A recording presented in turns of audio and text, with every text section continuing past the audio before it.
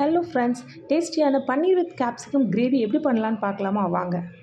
அதுக்கு நான் 2 வெங்காயம், 2 தக்காளி, ஒரு கேப்சிகம் கட் பண்ணி வச்சுருக்கேன். அதோட பன்னீர் கட் பண்ணி வச்சுருக்கேன். இப்போ ஒரு கடாயில் தேவையான அளவு எண்ணெய் ஊற்றிக்கோங்க. எண்ணெய் நல்லா சூடானதும் அதில் சோம்பு போட்டு நல்லா பொரிய விடுங்க.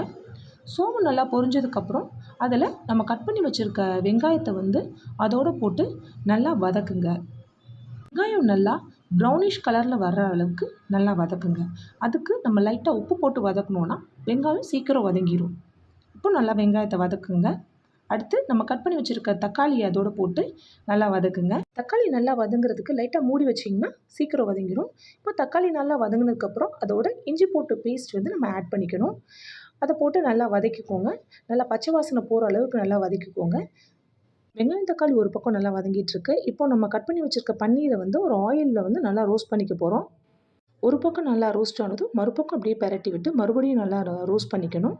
இப்போ பார்த்திங்கன்னா நம்ம வெங்காயமும் தக்காளியும் நல்லா ஸ்மாஷ் ஆகி வதங்கிடுச்சு. அதில் நம்ம மஞ்சள் தூள், மிளகாய் தூள், அதோடு பார்த்திங்கன்னா கொஞ்சம் டேஸ்ட்டுக்காக நம்ம சிக்கன் மசாலா தூள் யூஸ் பண்ணுறோம். இப்போ நல்லா அதை கலந்து விட்டுக்கோங்க. இந்த கிரேவி நீங்கள் ஒன்ஸ் ட்ரை பண்ணி பாருங்கள். எகெயின் அண்ட் எகெயின் உங்களுக்கே சாப்பிட்ணுன்னு தோணும். ஏன்னா அவ்வளோ ஒரு டேஸ்ட்டாக இருக்கும்.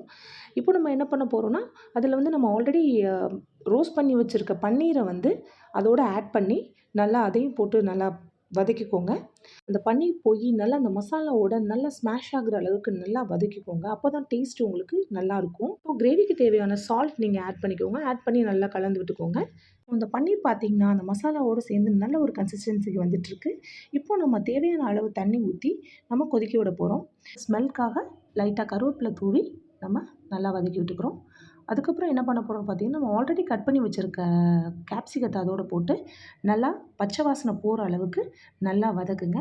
ஏன்னா கேப்சிகமில் பச்சை வாசனை இருக்கும். அதனால் லைட்டாக வதக்கிட்டு 2 மினிட்ஸ் ஸ்டவ்வை நம்ம சிம்மில் போட்டுக்க போகிறோம். ஏன் அப்படின்னா அப்போ தான் அந்த கிரேவியில் உள்ள தண்ணியெல்லாம் வற்றி ஆயில் பிரிஞ்சு ஒரு கிரேவி கன்சிஸ்டன்சிக்கு வரும். இப்போ நம்ம கார்னிஷ்காக கொத்தமல்லி இலை தூவிக்க போகிறோம். தூவி நம்ம ஸ்டவ் ஆஃப் பண்ணிட்டோம். இப்போ நமக்கு தேவையான கிரேவி ரெடி. இப்போ நம்ம அதை ஒரு பவுலில் சர்வ் பண்ணிக்கிறோம். இப்போ டேஸ்ட்டான பன்னீர் கேப்சிகம் கிரேவி ரெடி ஆயிடுச்சு.